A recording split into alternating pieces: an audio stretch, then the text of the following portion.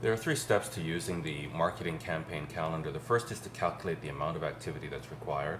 The second is to actually plan your campaigns, and then the third is to track the results.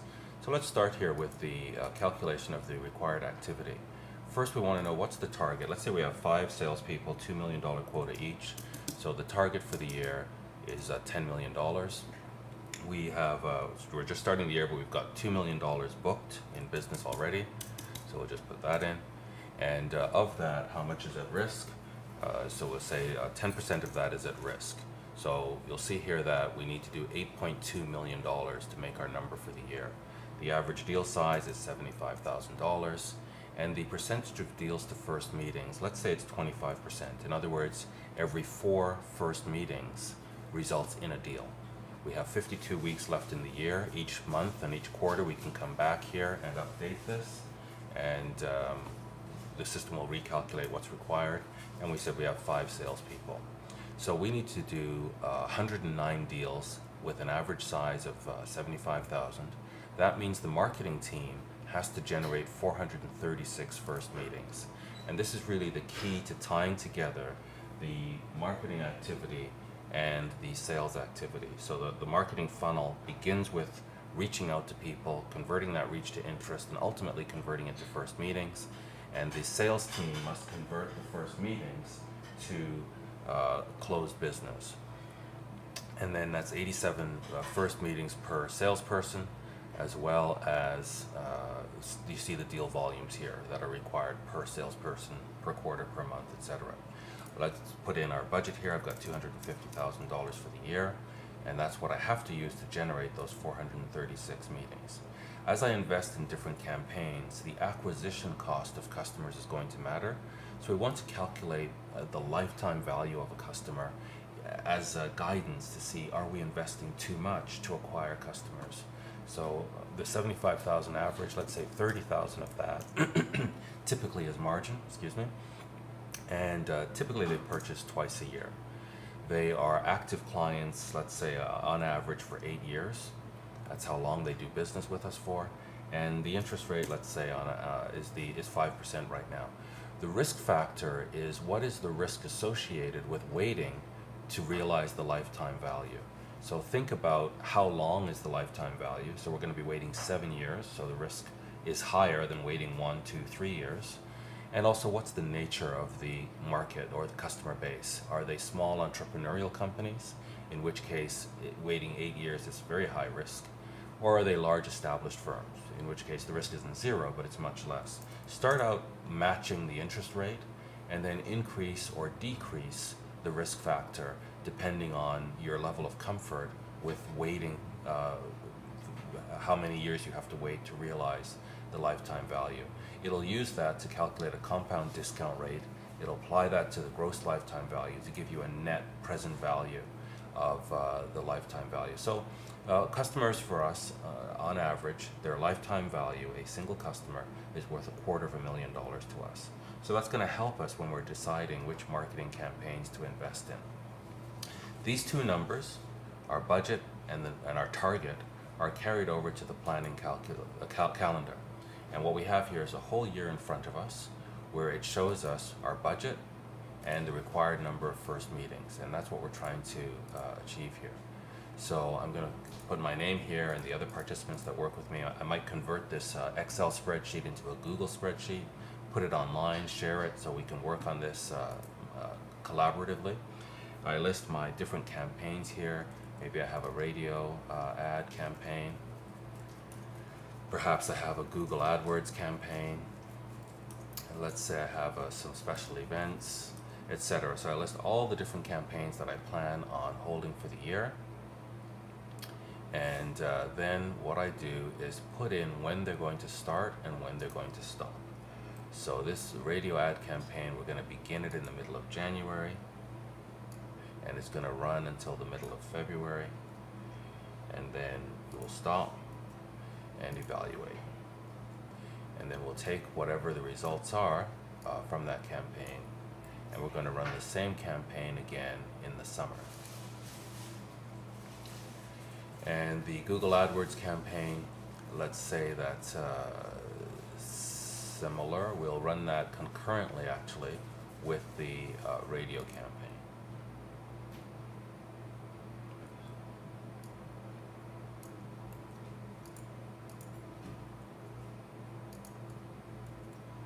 And the special events, we're going to hold that twice, and it will take place at the end of May.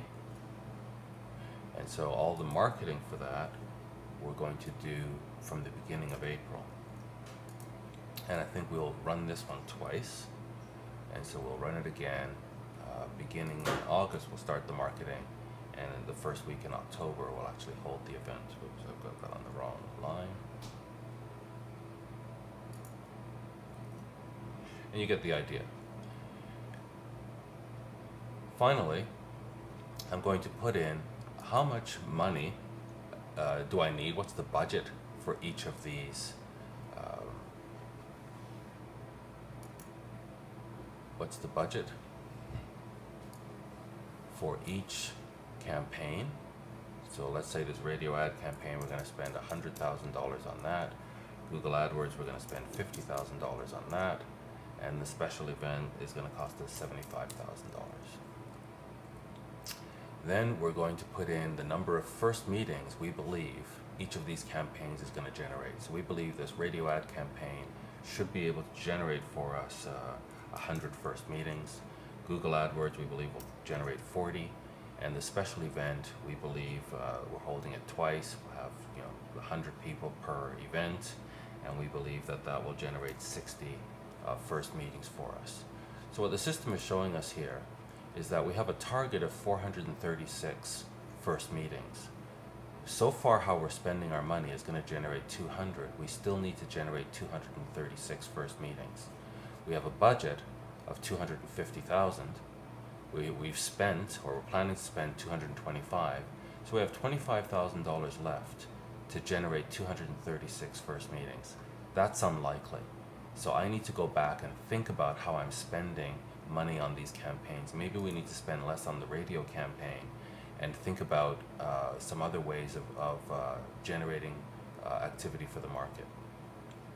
And then what we're going to do now, the final step of this, is to look at the year.